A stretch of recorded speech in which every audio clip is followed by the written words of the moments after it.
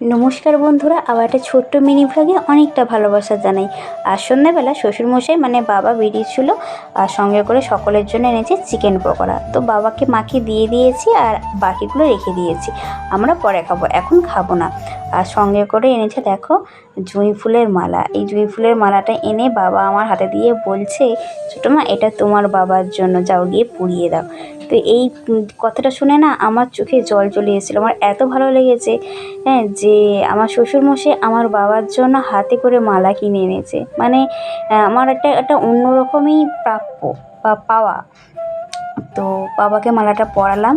আর এদিকে দেখো বরমশাই রেডি হচ্ছে। আসলে কি বলো তো, একটা বন্ধুর বিয়েতে নিমন্ত্রণ আছে, তো সেখানেই যাচ্ছে বরমশাই এবং তার আরও বন্ধু বান্ধবরা সবাই মিলে যাচ্ছে, যার জন্য আজকে একটু আগেই ডিউটি থেকে চলে এসেছে।